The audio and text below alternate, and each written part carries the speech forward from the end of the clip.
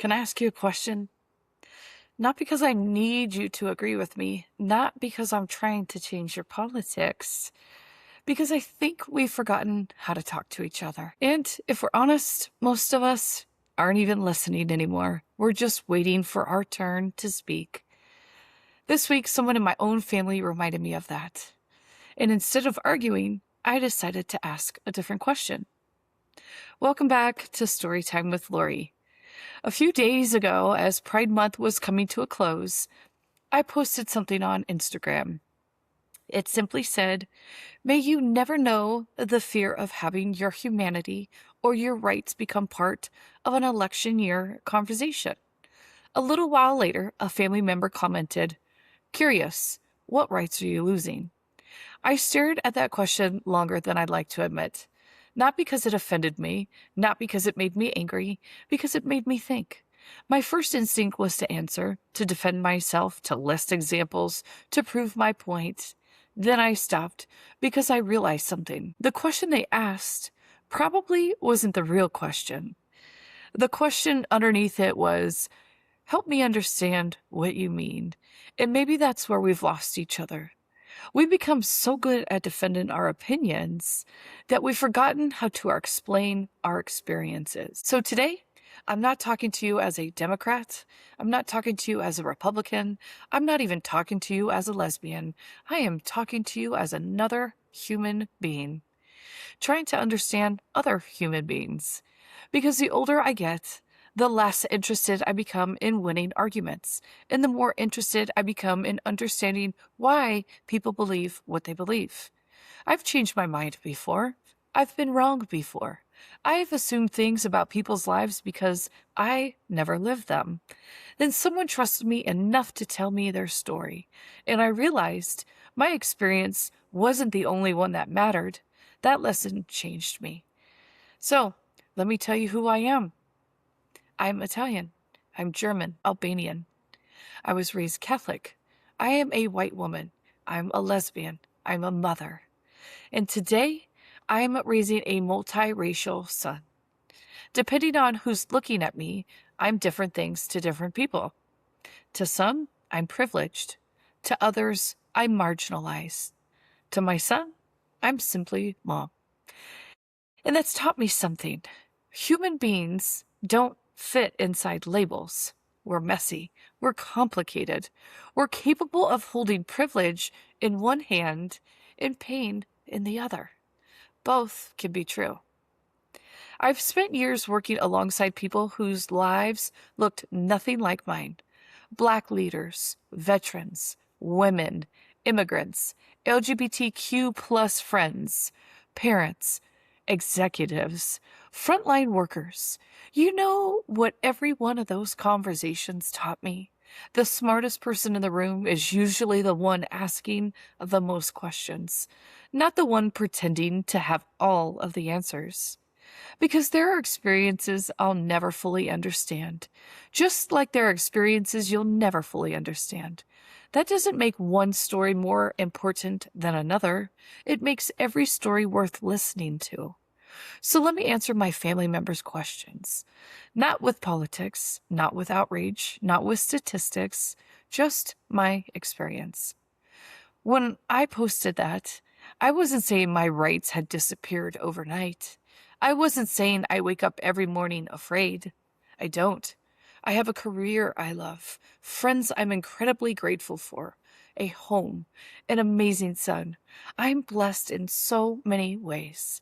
What I was talking about is something much harder to explain. What it feels like when deeply personal parts of your life become campaign talking points, when people you've never met debate whether your family should look like your family, whether your marriage should be recognized, whether your existence belongs in classrooms, whether your identity belongs in public spaces, whether people like you should be protected or excluded. Whether you agree with those debates or not, it's different when it's your life being discussed. That's the weight I was talking about, not fear, weight. And maybe you felt like that too. Maybe not because you're gay, maybe because you're a veteran, or because of your race, or your religion, or your immigration story, or because you're a woman, or because someone made assumptions about you before they even got to know you. We don't all carry the same weight, but every one of us carries something. Which brings me back to another question I hear every year. Why do gay people get a month? Honestly, I don't think most people ask that because they hate anyone. I really don't. I think that they're trying to make sense of something that doesn't make sense to them. It's a fair question, but I think there's a better one. Instead of asking, why do they get a month? What if we asked, what happened that made remembering necessary? Because history isn't asking us to carry guilt. History is asking us to carry memory. There's a huge difference. We remember veterans because sacrifice matters. We remember the civil rights movement because freedom matters. We remember women who fought for the right to vote because courage matters. We remember the AIDS crisis because lives mattered. We remember pride because there was a time when people could lose their jobs, their families, their homes, and sometimes even their lives simply for being who they were. Different stories, same purpose, to remember. Forgetting has never made us better. No one loses anything because someone else's story gets remembered. Memory isn't a limited resource. Respect isn't a limited resource. Dignity isn't a limited resource. The more we understand one another, the more human we become. Can I say something that might make everyone uncomfortable?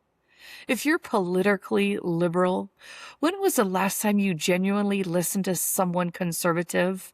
Not to debate them, to understand them. And if you're politically conservative, when was the last time you genuinely listened to someone who's gay or black or an immigrant? Not to argue, but to understand them. Because listening isn't surrender. Listening is respect. Curiosity isn't weakness. It's wisdom. Empathy isn't political, it's human. Then I think about my son. He's growing up in a world that's beautifully diverse. He's going to have experiences I'll never fully understand. I don't hope he grows up agreeing with me about everything. I hope he challenges me. I hope he thinks for himself. But more than anything, I hope he becomes the kind of man who can sit across from someone completely different than him and choose curiosity over contempt. Because that's where change has always started. Not perfect agreement, an honest conversation. So maybe the question was never, why do they get a month? Maybe the real question has always been, what kind of person do I become when someone else's story makes me uncomfortable? Because history has never asked us if we were comfortable. History has never asked us if we agree. History has something much harder. When another person's humanity was being debated, did you get louder or did you get curious? I know my answer.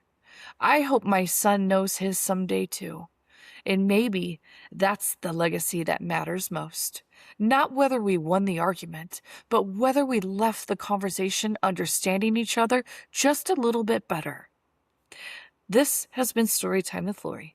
Until next time, keep asking hard questions, keep listening to hard answers, because the strongest people in the room aren't the ones who know the most. They're the ones who never stop learning.